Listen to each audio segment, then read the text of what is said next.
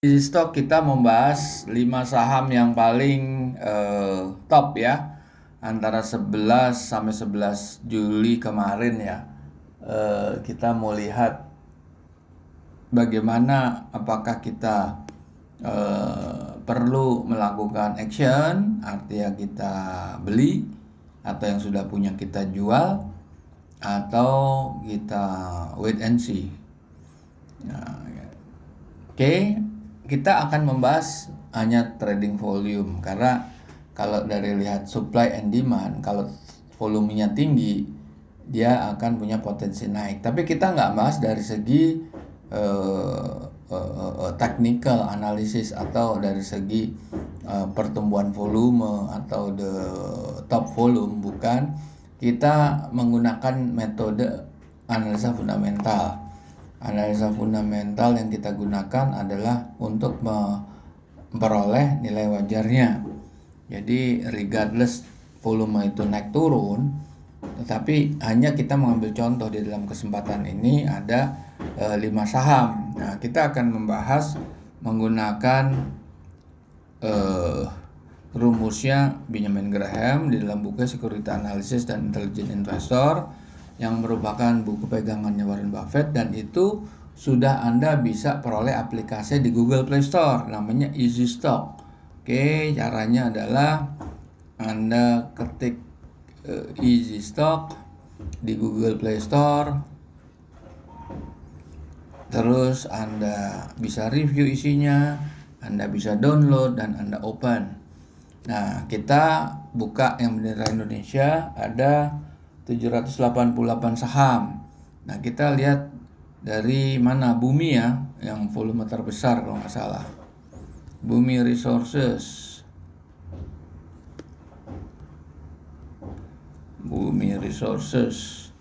Nah, ini kalau kita lihat, ini kenapa minus-minus ini? Ini sebenarnya nggak bisa dianalisa saham ini. Kenapa? Kita buka. Dia punya free cash flow aja udah negatif. Gimana kita bisa tertarik sama cash flow-nya negatif? Gimana dia bisa membiayai operasional, membayar gaji pegawai dan lain sebagainya? Ya mungkin masih bisa karena mereka punya pinjaman dan lain sebagainya. Tapi pinjaman yang bergunung itu akan end up suatu saat akan bangkrut gitu. Oke, kalau kita lihat lagi ada net current asset 11 triliun. 11 triliun nggak cukup untuk menutup 41 triliun utang jangka pendek. Berarti namanya negatif working capital. Negatif working capital dan negatif free cash flow, udah jelas saham ini nggak bisa dibahas. Oke. Zinc. Ini saham tambang juga nih, zinc. Oke, zinc.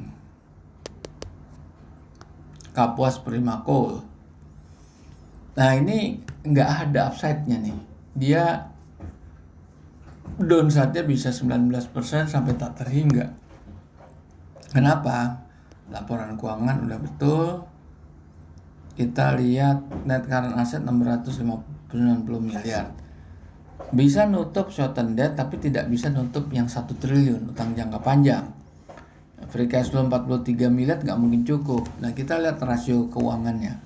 Return on equity di bawah 10% ya, rata-rata benchmark di 10%. Debt to equity yang benar di bawah 1, yang bagus ya.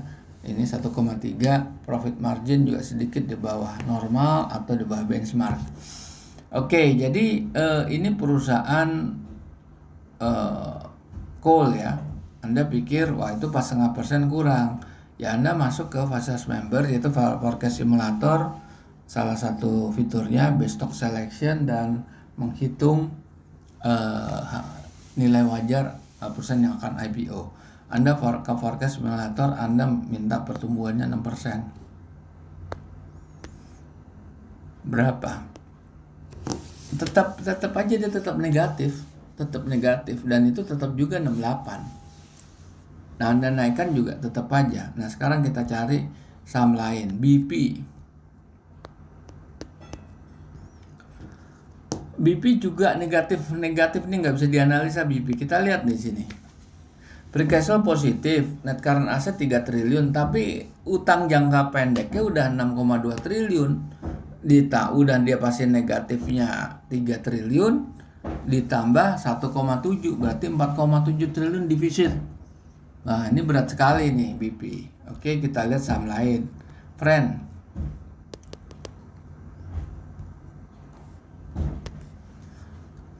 Itu, Smart Friend. Nggak ada juga upside ya, udah terlalu tinggi harganya. Kita lihat return on equity-nya negatif, malah sebetulnya kan emang income-nya tuh negatif, tapi free cash flow-nya jadi 2,67 triliun karena di dalam komponen di dalam komponen laba setelah pajak yang negatif itu ada biaya dan pendapatan non operasional lain-lain atau depresiasi yang besar gitu. Nah, kita lihat di sini profit marginnya juga nggak nyampe pas 0,5%. Nah, oke, kita lihat lagi saham yang lain. Goto, saham baru ya. Kita lihat Goto. Negatif. Karena dia masih report negatif di laba ya. Otomatis free cash flow-nya negatif. Sekarang kalau net current asset-nya 29, tetap dia bisa nutup dia dengan total utang aja cuma baru sekitar 16 ya.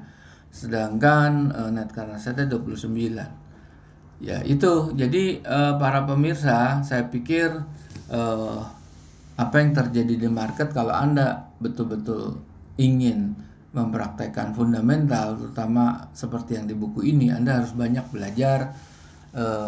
Karena betul ini angka ini penting untuk sebagai dasar, tetapi kita juga harus memperhitungkan beberapa hal yang secara kualitatif yang tentunya tidak bisa dikuantitatifkan. Baik para pemirsa, kita jumpa lagi di lain waktu.